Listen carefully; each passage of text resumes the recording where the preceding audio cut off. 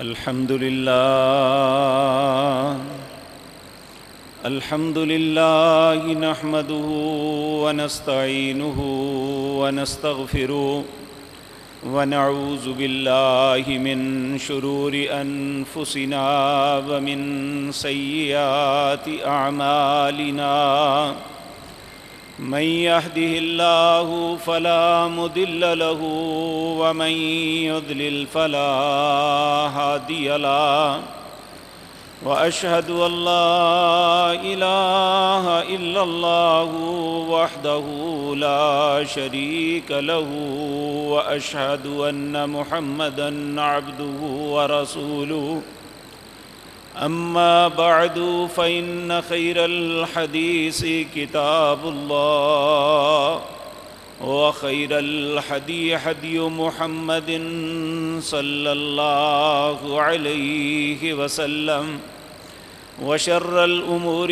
محدثاتها وكل محدثة بدعة وكل بدعة ضلالة وكل ضلالة في النار رب اشرح لي صدري ويسر لي أمري واحلل عقدة من لساني يفقهوا قولي اللهم انفعنا بما علمتنا وعلمنا ما ينفعنا وزدنا علما رب أوزعني أن أشكر نعمتك التي أنعمت علي وعلى والدي وأن أعمل صالحا ترضاه وأصلح لي في ذريتي إني تبت إليك وإني من المسلمين أعوذ بالله السميع العليم من الشيطان الرجيم بسم الله الرحمن الرحيم وَإِذِ ابْتَلَى إِبْرَاهِيمَ رَبُّهُ بِكَلِمَاتٍ فَأَتَمَّهُنَّ قَالَ إِنِّي جَاعِلُكَ لِلنَّاسِ إِمَامًا قال ومن ذريتي قال لا ينال عهد الظالمين۔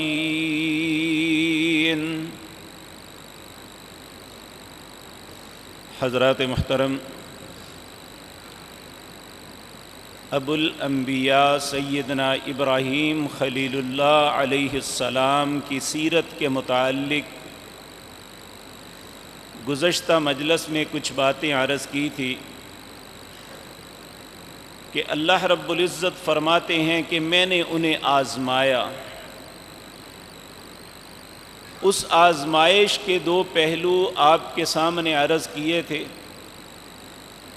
کہ سب سے پہلی آزمائش باپ کے متعلق آئی کہ اللہ کا حکم اپنے باپ تک پہنچاؤ کہ تم جو رستہ اختیار کیے ہوئے ہو یہ ہدایت کا رستہ نہیں ہے۔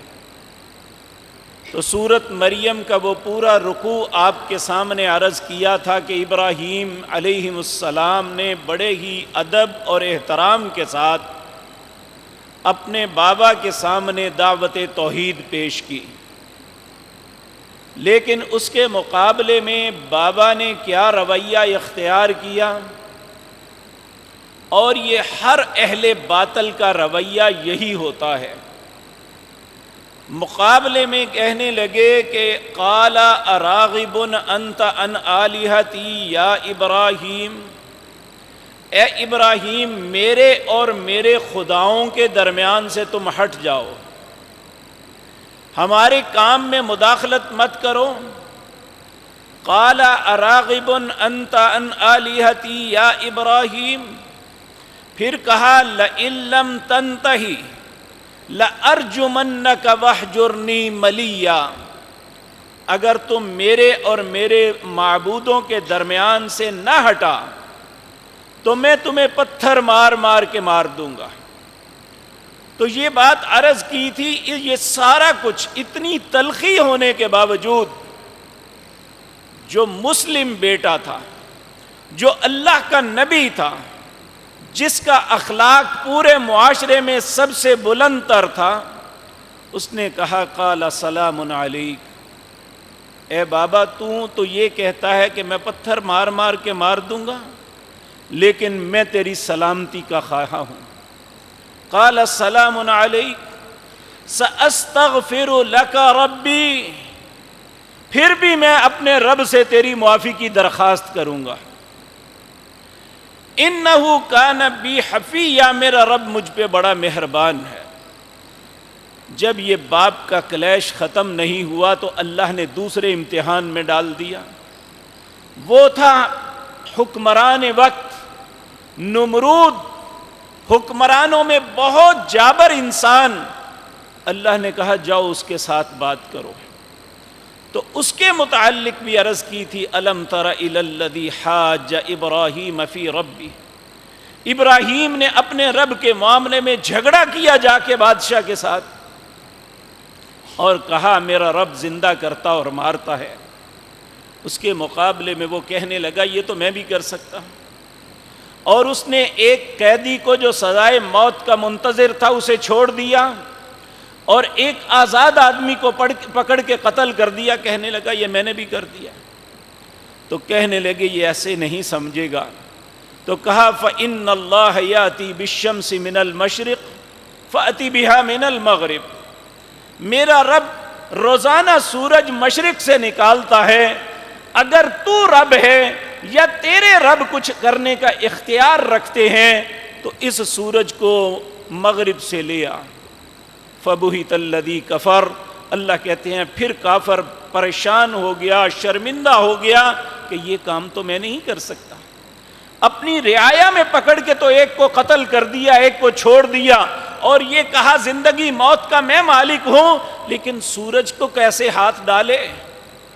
والشمس تجری لمستقر لہا، وہ تو اپنے مستقر کی طرف بڑھ رہا ہے، حکم اس کے سے۔ وَكُلٌّ فِي فَلَكٍ يَسْبَحُونَ، آسمان پہ جتنے سیارے ہیں سب اس کے فرما بردار ہیں، جیسے وہ چاہتا ہے وہ حرکت کرتے، تو انہیں تو نہیں یہ تبدیل کر سکتا تھا۔ تو اب آگے تیسری آزمائش آتی ہے، وہ ہے قوم کے ساتھ کلیش۔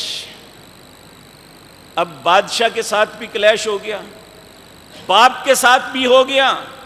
کس وجہ سے؟ اللہ کی وحدانیت کے لیے، اللہ کی توحید کے لیے، کہ اللہ کے ساتھ شرک میں برداشت نہیں کر سکتا، چاہے میرے گھر میں بھی ہو۔ تو اللہ رب، یہ ابراہیم علیہ السلام کی سیرت کا بنیادی پہلو ہے۔ یہاں میں ایک بات عرض کر دوں، قوم کے ساتھ جو دو کلیش ہوئے تھے اور جن دو غلطیوں کی نشاندہی کی تھی سیدنا ابراہیم خلیل اللہ نے، بدقسمتی سے آج بر صغیر کے اکثر و بیشتر مسلمان ان دونوں گناہوں میں مبتلا ہیں۔ ایک ہے ستاروں کو، سیاروں کو، چاند اور سورج کو اپنے لیے تصرف کا سبب سمجھنا۔ کہتے ہیں اس کے ستارے گردش میں ہیں، اس کا مطلب ہے ہماری قسمت کے معاملات ستاروں کے سپرد کیے ہیں اللہ نے۔ یہ ابراہیم علیہ السلام کی قوم نے یہ سارے معاملے کرتے تھے، انشاءاللہ وقت آنے پہ آپ کو عرض کروں گا۔ دوسرا معاملہ جو ابراہیم علیہ السلام نے سمجھایا تھا کہ قوم کے لوگ اللہ کی وحدانیت اس کو پکارنے کے بجائے بتوں کو پکارتے تھے، ان کی عبادت کرتے تھے، انہیں چڑھاوے چڑھاتے تھے، وہاں نظر و نیاز دیتے تھے۔ بدقسمتی سے آج اگر کہا جائے کہ اللہ سے مانگو تو پوچھا جاتا ہے کس واسطے سے؟ اللہ سے مانگنے کے لیے واسطہ ضروری ہے، اور ایک فوت شدہ بزرگ سے مانگنے کے لیے کوئی واسطے کی ضرورت نہیں۔ یعنی یہ کیسی عجیب بات ہے۔ اللہ جو کہتا ہے میں نحن اقرب الیہ من حبل الورید، میں تمہاری رگے جان سے بھی زیادہ قریب ہوں، تو اس سے مانگنے کے لیے ہم سیڑھیوں کی بات کرتے ہیں کہ چھت پہ جانے کے لیے سیڑھی کی ضرورت ہوتی ہے، اللہ کے پاس جانے کے لیے کسی واسطے کی ضرورت نہیں ہے، جبکہ اللہ خود فرماتے ہیں وقال ربکم ادعونی استجب لکم، تمہارا رب یہ کہتا ہے مجھ سے مانگو میں تمہیں عطا کروں گا۔ تو کہا ان الذین یستکبرون عن عبادتی، جس نے مجھ سے نہ مانگا، میری عبادت سے تکبر کیا، مجھ سے چھوڑ کے کسی اور سے مانگا، سیدخلون جہنم داخرین، میں جہنم کا ایندھن بنا دوں گا، العیاذ باللہ۔ تو یہ دونوں گناہ، یہ دونوں خباثتیں، یہ دونوں غلطیاں سیدنا ابراہیم علیہ السلام کی قوم کے ساتھ اللہ رب العزت اس کا تذکرہ سورۃ انبیاء کے اندر کرتے ہیں، آیت نمبر 51 سے لے کر آیت نمبر 70 تک۔ آپ اپنے گھروں میں سورۃ انبیاء ہے، یہ 17واں پارے کی شروع سے شروع ہوتی ہے، نصف تک جاتی ہے۔ اللہ رب العزت فرماتے ہیں وَلَقَدْ آتَيْنَا إِبْرَاهِيمَ رُشْدَهُ مِنْ قَبْلُ وَكُنَّا بِهِ عَالِمِينَ، ہم نے شروع سے ہی ابراہیم کو ہدایت یافتہ بنایا تھا، یعنی یہ بچپن سے بھی شعور سنبھالتے ہی اللہ نے انہیں توحید کی ہی توفیق بخشی تھی۔ کہا وَكُنَّا بِهِ عَالِمِينَ، میں جانتا تھا ابراہیم کیا ہے اور آئندہ کیا کرنے والا ہے، کیا ہونے والا ہے، اور اللہ رب العزت جانتے ہیں، اس سے کوئی بھی بات چھپی نہیں۔ میرے عزیز بھائیو، ہم زندگی کا وقت گزار رہے ہیں، ہماری زندگی کے کچھ معاملات ایسے ہیں جو ماضی میں ہو چکے، جو آج ہو رہے ہیں ان کا ہمیں پتہ ہے، لیکن آئندہ زندگی میں ہم کیا کرنے والے ہیں ہمیں نہیں پتہ، لیکن ہمارا رب جانتا ہے کہ تم آئندہ کیا کرنے والے ہو۔ تو ابراہیم علیہ السلام کے متعلق اللہ فرماتے ہیں وَكُنَّا بِهِ عَالِمِينَ، ہم جانتے تھے کہ ابراہیم کیسے ہیں، یہ کیا کریں گے، ان کے ساتھ معاملات کیا ہوں گے، یہ امتحان میں پورے بھی اتریں گے یا نہیں۔ اللہ امتحان میں ڈالتا ہی اسے ہے جو اس کے امتحان پہ پورا اتر سکے، جس کا ایمان اتنا نہیں اللہ اسے آزمائش میں ڈالتا ہی نہیں ہے۔ تو میرے عزیز بھائیو، اللہ رب العزت فرماتے ہیں پھر اذ قال لأبیہ وقومہ، اب باپ اپنے بیٹے کا ساتھی نہیں، اپنی قوم کا ساتھی بن گیا۔ مذہب کے معاملے میں، عبادت کے معاملے میں اس نے خون کا رشتہ نہیں دیکھا، اس نے یہ دیکھا کہ ہمارے آباء و اجداد کا جو طریقہ ہے وہ میری قوم کا ہے، میرے بیٹے نے ایک مختلف رستہ اپنایا ہے، اس نے اپنے بیٹے کا ساتھ نہیں اپنی قوم کا ساتھ دیا تھا۔ تو اللہ رب العزت فرماتے ہیں ابراہیم علیہ السلام نے وہاں پھر اپنے باپ کو اور قوم کے لوگوں کو مخاطب کیا، کہا اذ قال لأبیہ وقومہ ما ہذہ التماثیل التی انتم لہا عاکفون۔ یہ جو تمثیل کہتے ہیں کسی مورت کو بنانا، کسی چیز کو گھڑ کے شکل دینا، اسے تمثیل کہتے ہیں۔ اور یہ بات یاد رکھیں، یہ کوئی ان کے عقیدہ یہ نہیں تھا کہ پتھر کے بتوں کو پوجتے ہیں، یہ دراصل کوئی صالح نیک لوگوں کی تصویریں یا ان کی تماثیل، ان کے سکیچ بناتے تھے۔ جس طرح کہ نوح علیہ السلام کی قوم، وہاں بھی بات 5 لوگ تھے بہت نیک، ود، سوا، یغوث، یعوق اور نصر۔ شیطان نے انہیں کہا تھا ان کی دنیا سے جانے کے بعد کہ جہاں تم عبادت کرتے ہو وہاں ان کی تماثیل لگا لو، یعنی ان کی مورتیں گھڑ کے رکھ لو، اور ان کی مورتیں رکھ کے اصل میں وہ تصور سامنے وہ ہوتا، تصویر ان کی ہوتی، لیکن عبادت ان کی ہی کی جاتی تھی۔ اسی طرح ابراہیم علیہ السلام کے زمانے میں یہ بت کوئی صرف پتھر کی مورتیاں نہیں تھی۔ آپ اپنے پڑوس میں دیکھ لیں، ہندو جو ہیں مختلف بتوں کو پوجتے ہیں، ہنومان کا بت بناتے ہیں، ان کے نزدیک وہ بندر ان کا خدا ہے، نعوذ باللہ، اور اسی طرح راما کا بت بناتے ہیں، کرشنا کا بت بناتے ہیں۔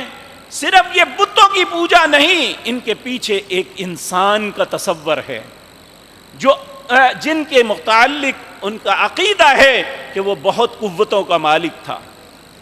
اسی طرح ابراہیم علیہ السلام کی قوم نے جو تماثیل بنائی ہوئی تھی اور ان پہ موتقف ہوتے تھے، ان کے مجاور بن کے بیٹھتے تھے، تو اللہ رب العزت نے ابراہیم علیہ السلام کا تذکرہ اپنی آخری کلام قرآن کریم کے اندر تذکرہ کرتے ہوئے کہتے ہیں، جب آپ نے اپنے باپ اور قوم سے کہا ما هذه التماثيل التي انتم لها عاکفون، میں یہ کیا دیکھتا ہوں کہ تم میرا باپ اور میری قوم کے لوگ ان تماثیل کے اوپر اعتکاف کرتے ہیں، یہاں مجاور بن کے بیٹھے ہوئے ہیں۔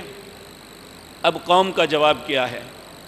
یہ نہیں کہ دلیل ہے کہ ہمارے پاس یہ دلیل ہے اس بنیاد پہ ہم یہ کرتے ہیں۔ کہا قالوا وجدنا آباءنا لها عابدین، ہم نے اپنے آبا کو دیکھا تھا وہ یہی کچھ کرتے تھے اس لیے ہم بھی کرتے ہیں۔ اور آج بھی ہم دیکھتے ہیں ایسے انسانوں کو کہ ان کے پاس دلیل نہیں ہے اللہ کی عبادت کے علاوہ کسی اور سے مانگنے کی، وہ کہتے ہیں ہمارے باپ دادا ایسا کرتے تھے ہم بھی کرتے ہیں، اور یہ ہمیشہ سے یہی دلیل رہی ہے۔ اللہ اس کا جواب کیا دیتے ہیں آپ اندازہ فرمائیں۔ اللہ رب العزت نے فرمایا کہ ابراہیم علیہ السلام نے کہا قال لقد کنتم انتم وآباؤکم فی ضلال مبین، اگر تم اور تمہارے باپ دادا گمراہ ہوں تو پھر یہ تو ایک گمراہی ہے، اللہ کو چھوڑنا، اللہ کی عبادت نہ کرنا یہ گمراہی ہے۔ تو اللہ رب العزت فرماتے ہیں قال لقد کنتم انتم وآباؤکم فی ضلال مبین، پھر وہ ابراہیم سے عجیب انداز سے پوچھتے ہیں قالوا جئتنا بالحق، کیا تمہیں حق کی بات بتاتا ہے، ام انت من اللاعبین، یہ ہمارے ساتھ مذاق کر رہا ہے۔ اب ابراہیم نے مذاق نہیں کیا تھا، وہ تو سیریس کہہ رہے تھے کہ تم ان کی عبادت کرتے ہو، یہ کرتے کیا ہیں؟ کہا میں مذاق نہیں کرتا، بل ربکم رب السماوات والارض، میں تو تمہیں بلا رہا ہوں اس رب کی طرف جو زمین و آسمان کا رب ہے، الذی فطرہن، اسی نے پیدا کیا، وانا علی ذالکم من الشاہدین، اور میں اس پہ شاہد ہوں، گواہ ہوں کہ صرف وہی رب ہے۔ وَتَاللَّهِ لَأَكِيدَنَّ أَصْنَامَكُمْ، جب انہوں نے یہ دعوت قبول نہ کی تو ابراہیم نے کہا اچھا میں تمہارے ان بتوں کے متعلق ایک تدبیر کروں گا۔ وہ تدبیر کیا کی؟ اللہ رب العزت فرماتے ہیں کہا ان تولوا مدبرین، جب تم واپس لوٹو گے نا جس جشن پہ، جس میلے پہ جا رہے ہو، تو اس وقت تمہیں احساس ہوگا میں کیا تدبیر کرنے والا ہوں۔ اس وقت انہیں کہا، دوسری آیت میں فرمایا انہوں نے کہا آپ بھی ہمارے ساتھ چلو، تو انہوں نے کہا انی سقیم، میں بیمار ہوں، میں نہیں جا سکتا۔ بیماری کیا تھی؟ یعنی میں بتوں کو پوجنے کی بیماری میں مبتلا نہیں ہو سکتا۔ تو میرے عزیز بھائیو، اللہ رب العزت فرماتے ہیں فَجَعَلَهُمْ جُزَازًا إِلَّا كَبِيرًا لَهُمْ لَعَلَّهُمْ إِلَيْهِ يَرْجِعُونَ، انہوں نے سب بتوں کو توڑ دیا، اور جو ان میں سب سے بڑا تھا اس کے گردن پہ کلہاڑی رکھ دی اور لوٹ گئے۔ جب وہ لوٹ کے آئے تو انہوں نے دیکھا کہ ہمارے معبد خانے میں سب بت ٹوٹے ہوئے ہیں، صرف ایک سلامت ہے۔ کہنے لگے من فعل هذا بآلهتنا انه لمن الظالمین، ہمارے خداؤں کا یہ حال کس نے کیا ہے، وہ تو بڑا ظالم ہے۔ قالوا سمعنا فتى يذكرهم يقال له ابراہیم، انہوں نے کہا ہم نے سنا ہے ایک ابراہیم کی بات کو جو ان کے متعلق باتیں کرتا ہے۔ قالوا فأتوا به على أعين الناس لعلهم يشهدون، کہا اسے پکڑ کے لاؤ تاکہ لوگ دیکھیں اور عبرت پکڑیں کہ ہمارے خداؤں کے ساتھ ایسا کرنے والے کا حال کیا ہوتا ہے۔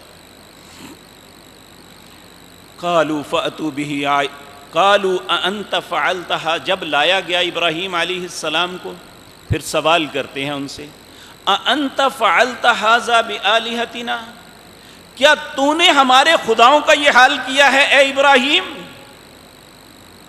تو ابراہیم علیہ السلام نے سمجھانے کے لیے کہا قال بل فعله كبيرهم هذا فاسألوهم إن كانوا ينطقون، یہ بڑے نے کیا ہوگا، اب اس سے پوچھو اگر یہ بول سکتا ہے تو۔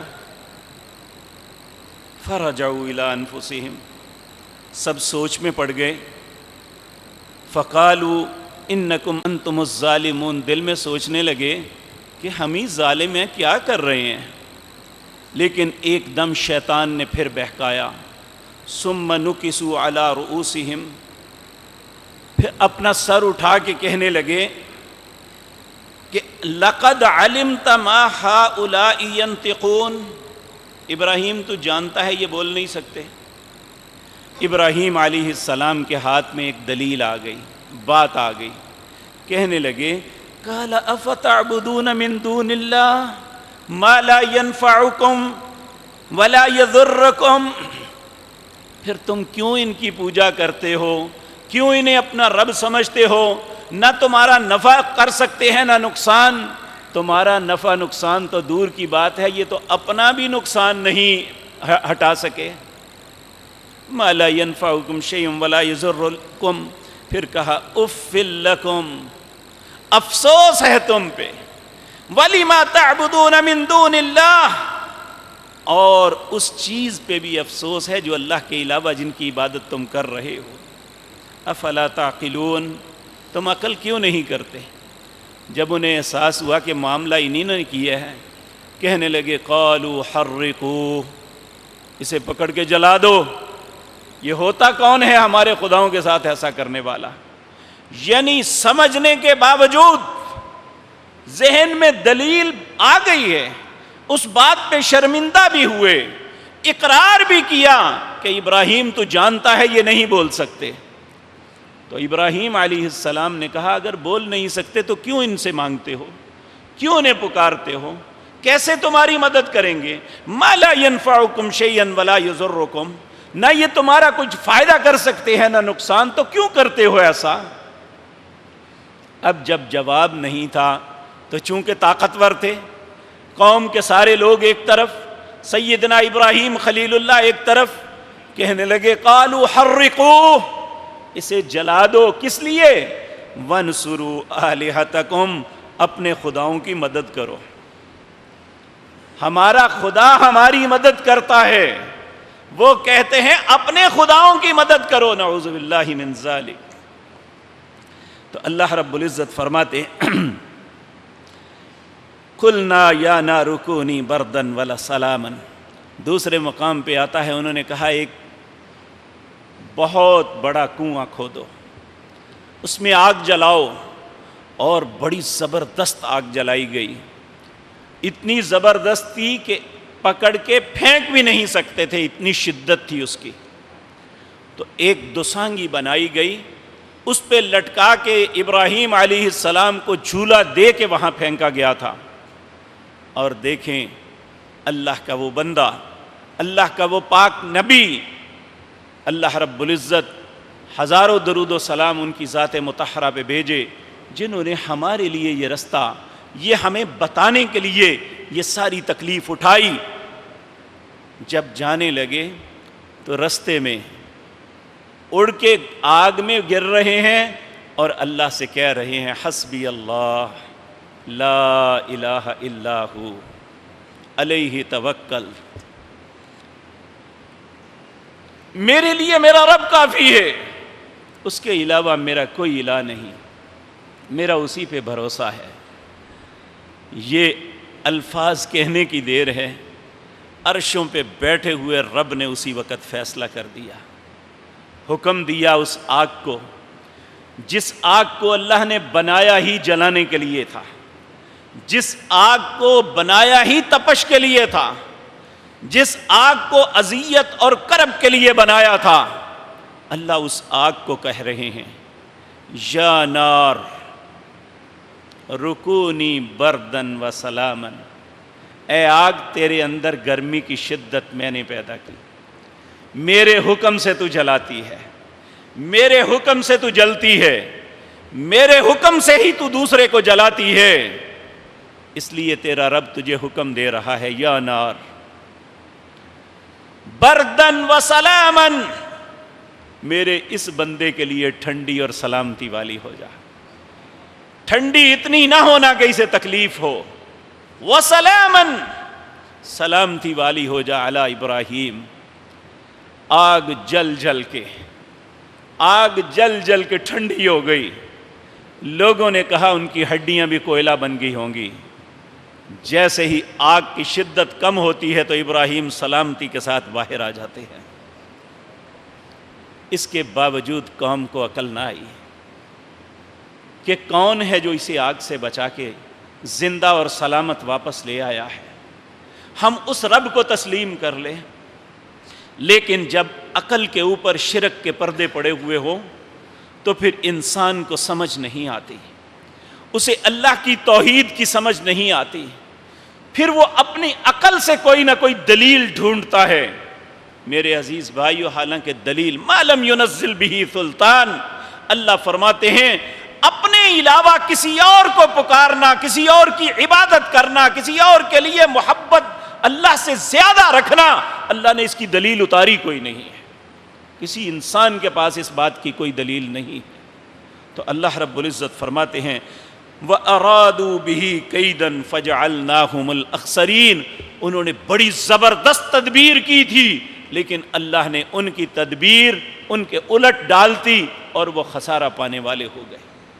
تو میرے عزیز بھائیو, یہ بات یاد رکھیں, اس میں کوئی شک نہیں کہ اہل حق پہ آزمائشیں آتی ہیں, اور کوئی بھی دنیا میں سیدنا آدم علیہ السلام سے لے کر سیدنا جناب محمد الرسول اللہ صلی اللہ علیہ وسلم تک کوئی بھی ایسا نبی نہیں آیا جو آزمائش کی بھٹی میں نہ جلا ہو, آزمائش کی مصیبتوں میں نہ آیا ہو.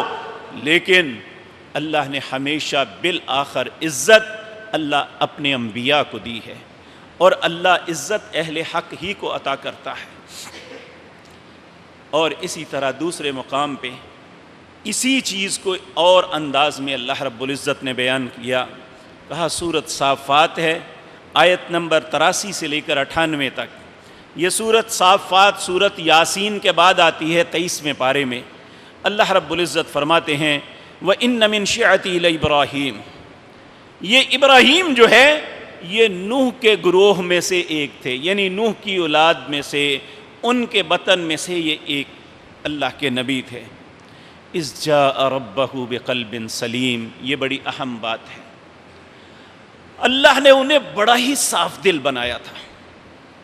قلب سلیم وہ ہوتا ہے جس کے اندر بغض نہ ہو, جس کے اندر نفرت نہ ہو, جس کے اندر حقارت نہ ہو, جو لوگوں کے خیر خواہی رکھنے والا ہو. اس دل کو قلب سلیم کہتے ہیں. ہمارے نبی جناب محمد الرسول اللہ صلی اللہ علیہ وسلم اس کے لیے دعا مانگا کرتے تھے کہ اللہ قلب سلیم عطا فرمائے. اور کس طرح آپ دیکھیں, پہلی بات تو ہم سب جب بھی اپنے کسی عزیز و اقارب جو اس دنیا سے چلا گیا ہم اس کے لیے دعا کرتے ہیں, تو اس دعا کا سورۃ حشر کے اندر یہ دعا آتی ہے والذین جاءوا من بعدہم, کہ ان کے بعد جو آئے یقولون, کہتے ہیں ربنا اغفر لنا ولاخواننا الذین سبقونا بالایمان. اے اللہ جو ہم سے پہلے ہمارے بھائی بہنیں مائیں بیٹیاں بہن جو بھی ایمان کی حالت میں دنیا سے چلے گئے, اے اللہ انہیں معاف کر دے. ولا تجعل فی قلوبنا غلا للذین آمنوا. ایسے لوگ ایمانداروں کے متعلق اپنے دل میں بغض نہیں رکھتے. تو جس دل میں بغض ہوتا ہے وہ قلب سلیم نہیں ہوتا, اور اللہ کی جنت میں قلب سلیم جائے گا, بغض رکھنے والا انسان نہیں جائے گا. تو ابراہیم علیہ السلام جو کر رہے تھے وہ دل کے اناد یا بغض کی وجہ سے یا اپنے آپ کو بلند کرنے کے لیے نہیں کر رہے تھے. اور یاد رکھیں, جو شخص اپنی ذات کے لیے سب کچھ کرتا ہے نا, اللہ فرماتے ہیں سن لو, تلک الدار الآخرۃ نجعلها للذین لا یریدون علوا فی الارض ولا فسادا. آخرت کا گھر اللہ کہتے ہیں میں نے کس کے لیے بنایا ہے؟ نجعلها, ان کے لیے ہے, لا یریدون علوا فی الارض, جو زمین کے اندر بڑا بننے کی کوشش نہیں کرتے کہ لوگوں کے سامنے بیٹھ کے اپنے ہاتھ چمائیں, اپنے گھٹنوں پاؤں کو ہاتھ لگوائیں، تلک الدار الاخرہ. بلکہ میں عرض کروں، آپ حیران ہوں گے، ہمارے معاشرے میں یہ بہت بڑی غلطی ہے. نبی کریم صلی اللہ علیہ وسلم نے فرمایا، جو شخص اپنے دل میں یہ تمنا رکھتا ہے کہ میں آؤں تو لوگ میری تعظیم کے لیے کھڑے ہو جائیں، فَهُوَ مَقْعَدَهُ مِنَ النَّارِ، وہ سمجھ لے اس نے اپنا ٹھکانہ جہنم بنا لیا ہے. تو یہ بات یاد رکھیں، لوگوں کو حقیر جاننا یہ قلب سلیم کی علامت نہیں ہے. لوگوں کے متعلق بغض رکھنا یہ قلب سلیم کی علامت نہیں ہے. اللہ فرماتے ہیں ابراہیم علیہ السلام قلب سلیم لے کے میرے پاس آئے، تو کہا، نبی کریم صلی اللہ علیہ وسلم کے متعلق آتا ہے، بنی حنظلہ ایک شخص تھا، کہتا ہے میں شداد بن اوس کے ساتھ ایک سفر میں ساتھی تھا. تو شداد بن اوس یہ ایک بڑے پیارے صحابی تھے. کہنے لگے، الا اعلمک ما کان رسول اللہ صلی اللہ علیہ وسلم یعلمنا، کیا میں تمہیں وہ کلمات نہ سکھاؤں جو مجھے نبی کریم صلی اللہ علیہ وسلم نے سکھائے تھے. وہ بنو حنظلہ کا شخص کہتے ہیں، ہم نے عرض کیا، ہاں شداد ہمیں وہ سکھاؤ جو نبی کریم صلی اللہ علیہ وسلم نے آپ کو سکھائے تھے. یہ قلب سلیم کے متعلق دعا ہے جو نبی کریم صلی اللہ علیہ وسلم نے صحابہ کو سکھائی. وہ کیا تھی؟ اللہم انی اسألک الثبات فی الامر، اے اللہ جتنے معاملات ہیں اچھائی کے، بھلائی کے، ان میں مجھے ثابت قدمی دے. دوسرا، واسألک عزیمۃ الرشد، اے اللہ مجھے عظیم ہدایت کا رستہ عطا فرما. واسألک شکر نعمتک، اے اللہ جو نعمتیں تو نے مجھے دی ہیں ان کا شکر کرنے کی توفیق دے. وحسن عبادتک، اے اللہ میں تیری عبادت کروں تو اچھے طریقے سے کروں، خوبصورت انداز میں کروں جس سے تو راضی ہو جائے. آپ دیکھیں، اگر میں آپ کے پاس ملازمت کروں تو اچھا کام کروں گا تو آپ خوش ہوں گے.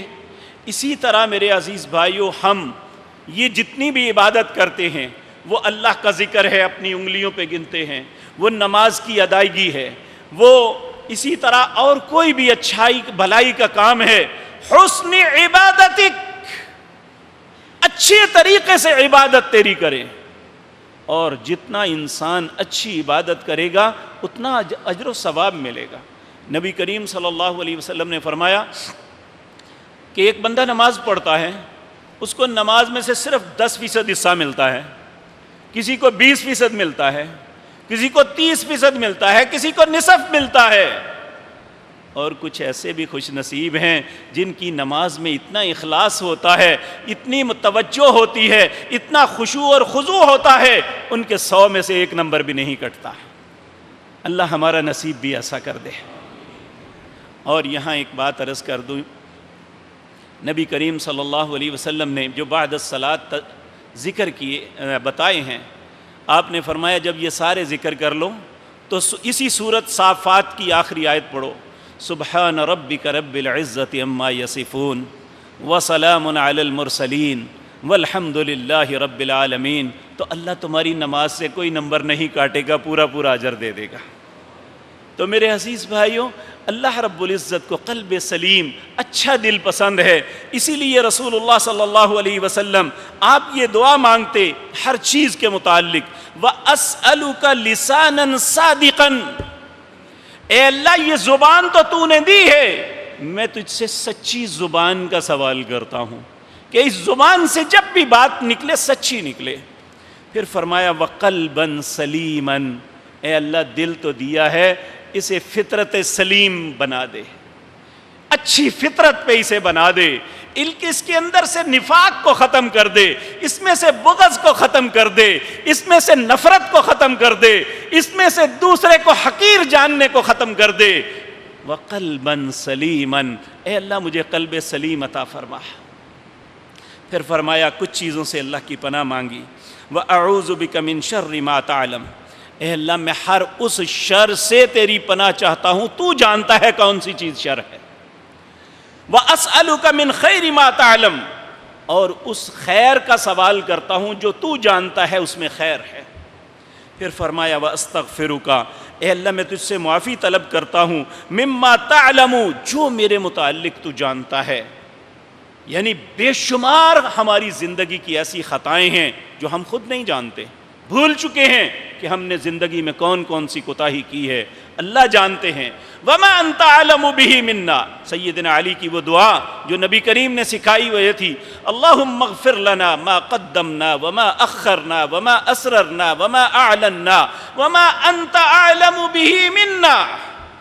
اے اللہ میرے پہلے بھی گناہ معاف کر دے، پچھلے بھی معاف کر دے، جو مجھے جو ظاہراً کیے وہ بھی معاف کر دے، جو چھپ کے کیے وہ بھی معاف کر دے. اے اللہ میرے بے شمار ایسے گناہ ہیں جو مجھے بھی نہیں پتہ، تو زیادہ جانتا ہے مجھ سے. یہاں بھی کہا وَأَسْتَغْفِرُكَ مِمَّا تَعْلَمُ، اے اللہ میں ہر اس خطا کی استغفار کرتا ہوں، معافی طلب کرتا ہوں جو میری ذات کے متعلق تو جانتا ہے. اِنَّكَ أَنْتَ عَلَّامُ الْغُیُوب، بے شک تو غیب کے علم کو جاننے والا ہے. تو میرے عزیز بھائیوں، ہمارے لیے یہ اسوہ ہے کہ ہم بھی اپنے دل کو سلیم، قلب سلیم بنائیں. اللہ ہمارے دلوں کو بھی ایسا بنا دے. تو اللہ رب العزت تعریف کرتے ہیں اپنے نبی، اپنے بندے سیدنا ابراہیم خلیل اللہ کی. اذ جاء ربہ، وہ اپنے رب کے پاس آئے بقلب سلیم، قلب سلیم کے ساتھ. اور پھر اللہ فرماتے ہیں ان کی تعریف کرتے ہوئے کہتے ہیں اذ قال لأبیہ، یعنی یہ بتانے کا مقصد یہ ہے کہ ابراہیم کسی بغض اناد کی وجہ سے بڑا بننے کے لیے یا دوسرے کو نیچا دکھانے کے لیے یہ سب کچھ نہیں کر رہے تھے، بلکہ یہ اللہ کے حکم کو آگے پہنچا رہے تھے. کہا اذ قال لأبیہ وقومہ ما تعبدون، اے میرے باپ، اے میری قوم کے لوگوں، کس کی عبادت کر رہے ہو؟ ایفکن آلہۃ دون اللہ تریدون، تم اللہ پہ جو الہ ہے اس پہ کیوں جھوٹ باندھتے ہو کہ یہ بھی الہ ہے، وہ بھی الہ ہے، وہ بھی کر سکتا ہے، وہ بھی اس طرح ہو سکتا ہے، کیوں جھوٹ بولتے ہو؟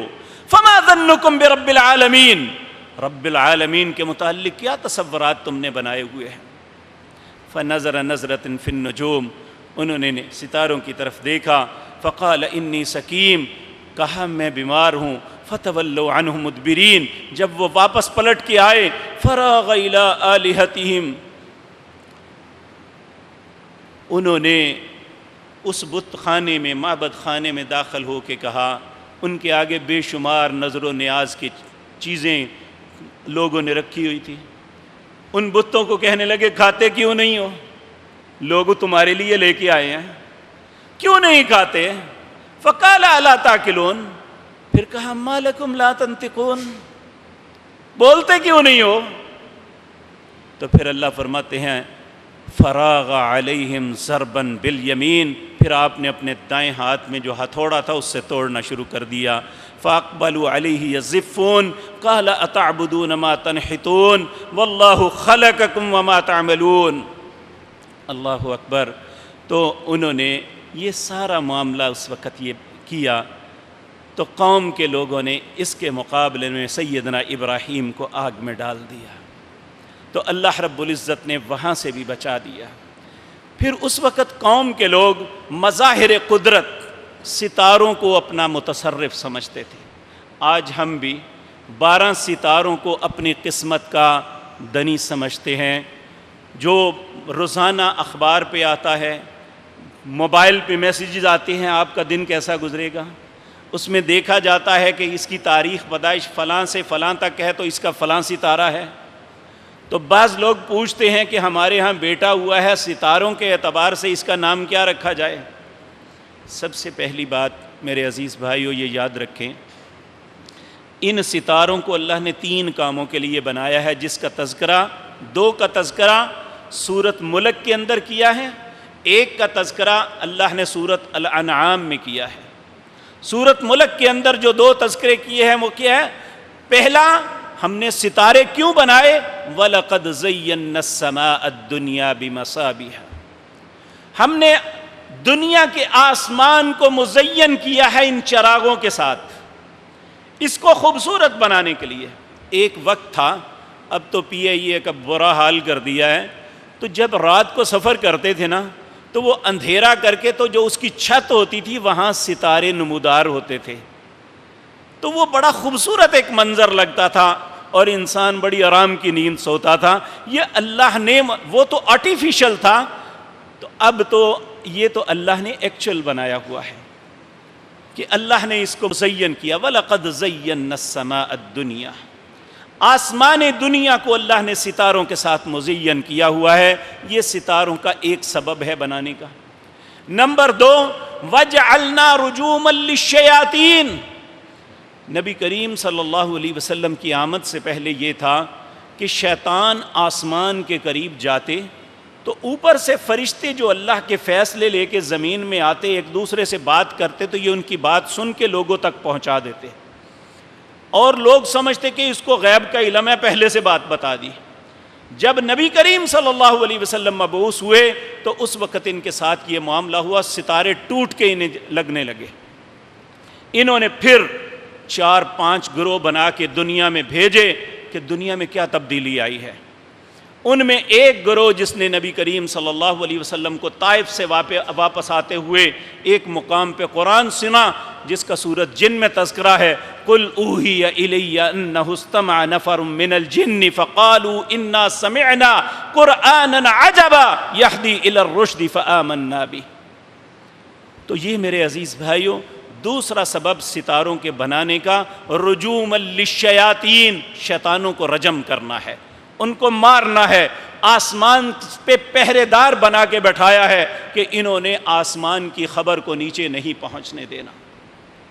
اور تیسرا بنایا، وَهُوَ الَّذِي جَعَلَ لَكُمُ النُّجُومَ لِتَهْتَدُوا فِي ظُلُمَاتِ الْبَرِّ وَالْبَحْرِ، یہ خشکیوں میں اور تریوں میں یہ ستاروں کی چال کے سبب انسان اپنے رستے تلاش کرتا ہے۔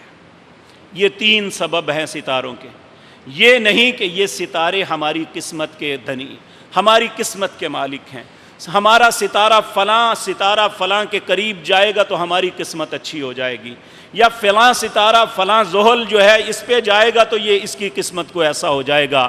نبی کریم صلی اللہ علیہ وسلم جب حدیبیہ کے مقام پہ رکے، آپ عمرہ کرنے کے لیے تشریف لائے تو اس رات بارش ہوئی، فجر کی نماز آپ نے پڑھی، لوگوں کی طرف متوجہ ہوئے، آپ نے فرمایا لوگوں آج رات بارش ہوئی ہے؟ لوگوں نے عرض کیا ہاں۔ آپ نے فرمایا اس بارش کی وجہ سے کچھ لوگ ہلاک ہو گئے، کافر ہو گئے، اور کچھ لوگ ہدایت پا گئے۔ لوگ بڑے متعجب ہوئے کہ بارش کی وجہ سے کیسے ہلاک ہو گئے، کیسے کافر ہو گئے، اور بارش کی وجہ سے کیسے ہدایت پا گئے؟ آپ نے فرمایا جس نے یہ کہا کہ یہ ستارہ یہاں سے چلا یہاں آیا پھر بارش ہوئی، وہ کافر ہو گیا، ہلاک ہو گیا، اور جس نے یہ کہا کہ یہ اللہ کے حکم سے بارش ہوئی وہ ہدایت پا گیا۔ اس لیے یہ ستارے متصرف نہیں ہیں، سب سے پہلے دنیا کے اندر ستاروں کو اپنی قسمتوں کا مالک سمجھنے والی قوم جو تھی وہ ابراہیم علیہ السلام کی قوم تھی۔ اب ابراہیم علیہ السلام ان کو سمجھاتے ہیں، جس کا تذکرہ اللہ رب العزت نے قرآن کریم سورۃ الانعام میں فرمایا۔ اللہ فرماتے ہیں پہلے یہ سب کچھ، یہ دلائل، یہ براہین دعوت دینے سے پہلے وَكَذَلِكَ نُرِي إِبْرَاهِيمَ مَلَكُوتَ السَّمَاوَاتِ وَالْأَرْضِ وَلِيَكُونَ مِنَ الْمُوقِنِينَ۔ جس طرح نبی کریم کو معراج ہوا، جنت جہنم دکھائی گئی، آپ پہ بالکل یقین ہو گیا، آپ نے فرمایا میں اس بات کا شاہد ہوں، میں نے اپنی آنکھوں سے دیکھا ہے یہ سب کچھ۔ اسی طرح ابراہیم کو یہ آسمان کے افلاک پہ جو کچھ متصرفات ہوتے ہیں اللہ نے پہلے دکھائے۔ اللہ کہتے ہیں وَكَذَلِكَ نُرِي إِبْرَاهِيمَ مَلَكُوتَ السَّمَاوَاتِ وَالْأَرْضِ وَلِيَكُونَ مِنَ الْمُوقِنِينَ، ہم نے دکھائی ابراہیم کو اپنی بادشاہت آسمانوں کے اوپر جو ہے تاکہ یہ یقین کرنے والا ہو جائے۔ اب جب یقین ہو گیا کہ میرے رب کا سارا معاملہ ہے، اب اپنی قوم کے پاس آئے اور اپنی قوم کو سمجھانے کے لیے انہیں دعوت دی اور بڑا چھوٹا انداز اختیار کیا۔ اللہ فرماتے ہیں فَلَمَّا جَنَّ عَلَيْهِ اللَّيْلُ رَأَىٰ كَوْكَبًا، جب رات ستارے آ گئے، چمکنے لگے، ابراہیم علیہ السلام اپنی قوم سے کہنے لگے ہذا ربی، وہ کہتے تھے نا یہ ہمارے رب ہیں، کہنے لگے یہ میرے بھی رب ہے۔ قوم بڑی خوش ہوئی، چلو کبھی تو مانا ہے یہ، ہمارے الہوں کو اس نے مان لیا۔ فلما افلا، جب ستارے ڈوب گئے، قال لا احب الآفلین، ابراہیم کہنے لگے میں تو محبت نہیں کرتا جو غروب ہو جائے، میں تو اسے اپنا الہ تصور نہیں کر سکتا۔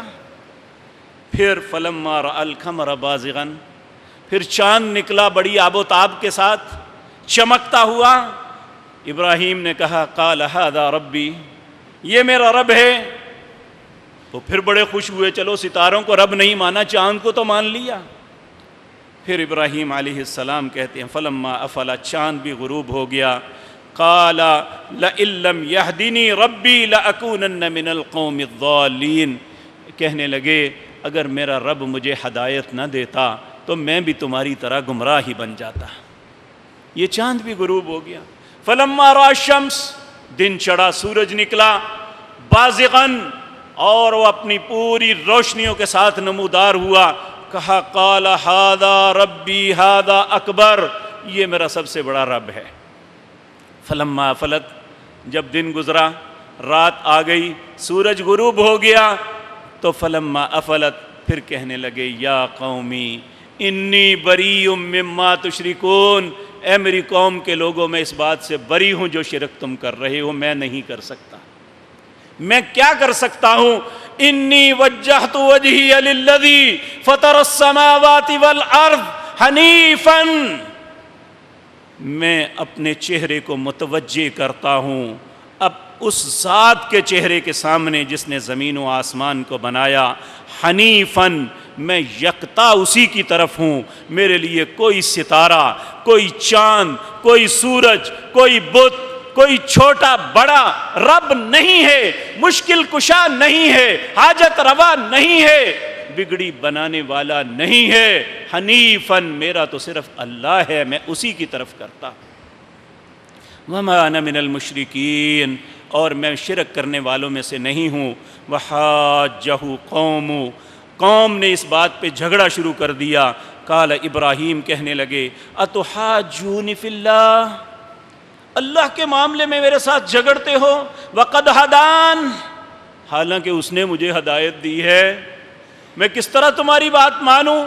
ولا اخاف ما تشرکون بہ الا ان یشاء ربی، میں قطعا نہیں ڈرتا ان سے جن سے تم ڈرا رہے ہو، یہ بسم کر دے گا، یہ جلا دے گا، یہ تمہاری قسمت کا بیڑا غرق کر دے گا۔ کہا میں نہیں ڈرتا، میں نہیں ڈرتا، مجھے تو تکلیف وہ آ سکتی ہے جو میرے رب کی طرف سے آئے گی۔ وسع ربی کل شیء علما، اور میرا رب کا علم ہر چیز پہ وسیع ہے۔ تو میرے عزیز بھائیوں، یہ قوم کے ساتھ کلیش ہوا، قوم نے بھی یہ کیا، بالآخر سیدنا ابراہیم علیہ السلام کو اس قوم کو چھوڑنا پڑا، عراق کو چھوڑ کے پھر یہاں سے چل پڑے اور اللہ سے پھر التجا کی، ربی سیہدین، اے اللہ تو میری رہنمائی فرما کہ میں کہاں جاؤں۔